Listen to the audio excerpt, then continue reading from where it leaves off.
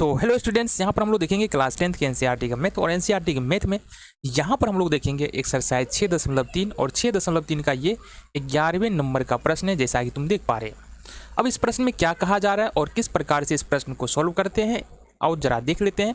बिल्कुल आसान सा प्रश्न है। प्रश्न कह रहा है कि एक त्रिभुज है हमारे पास ABC में AB बराबर AC दिया है। मतलब यह जो है ना त्रिभुज ABC एक समद्विबाहु त्रिभुज है जिसमें AB भुजा जो है वो AC भुजा के बराबर है। ठीक है, देन CB को E तक बढ़ाया गया है। जो BC है ना, BC या CB को बोल लो, E तक बढ़ाया गया है। और फिर EF लंब, गौर से समझना, EF लंब AC डाला गया है। अब EF लंब AC है, इसका मतलब ये वाला कोण 90 डिग्री होगा। AD लंब BC है, इसका मतलब ये वाला कोण और ये वाला कोण तुम्हारा 90 डिग्री या 90 डिग्री का होगा। ठीक है, ये दो बात दिया हुआ है, AD लंब BC और EF लंब AC। AD लंब BC दिया है, EF लंब AC दिया है। ठीक है, हमको सीधे क्या करना है, त्रिभुज ABD समरूप है त्रिभुज ECF के। गौर से देखना, त्रिभुज ABD ये वाला त्रिभुज ABD। ठीक है, देन दूसरा जो त्रिभुज है हमारा ECF, कहाँ पर है हमारा ECF। तो ABD समरूप साबित करना है ECF के। कैसे कर सकते हैं आओ जरा हम बात कर लेते हैं। बिल्कुल आसानी के साथ कर पाएंगे। सबसे पहली बात, त्रिभुज ABC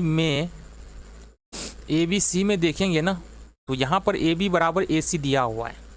AB बराबर AC है, क्यों है ये हम बोल देंगे दिया है।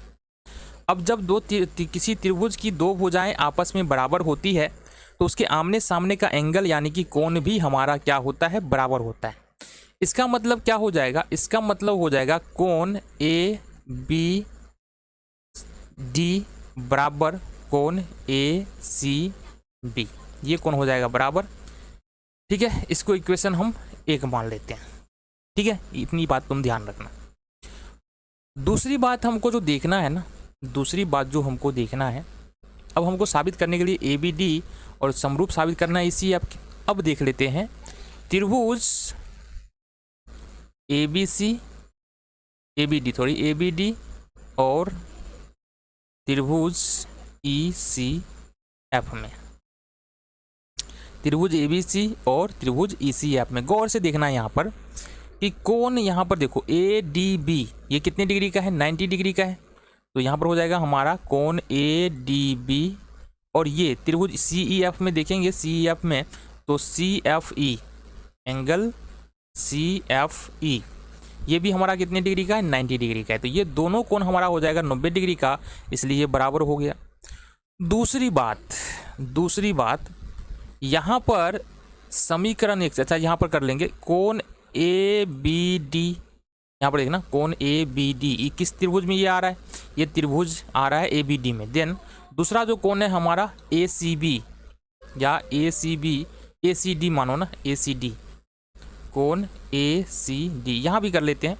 अच्छा दोनों एक ही कोण है ना, ACB बोल लो या ACD बोल लो। तो ACD ये कहाँ से हो रहा है बाबू, ये हो रहा है समीकरण 1 से। अब अगर त्रिभुज ABD और CEF में दो एंगल बराबर है, इसका मतलब त्रिभुज क्या हो जाएगा, समरूप हो जाएगा। ठीक है जी, तो इसलिए हम क्या लिखेंगे, त्रिभुज ABD समरूप होगा त्रिभुज इसके CEF के। क्यों होगा, ये होता है तुम्हारा AA समरूपता ऊपर में। इस तरह से 11वें नंबर का जो प्रश्न था काफी आसान सा प्रश्न था और इसको हमने बहुत ही आसानी के साथ हल कर लिया। अगले प्रश्न को देखेंगे।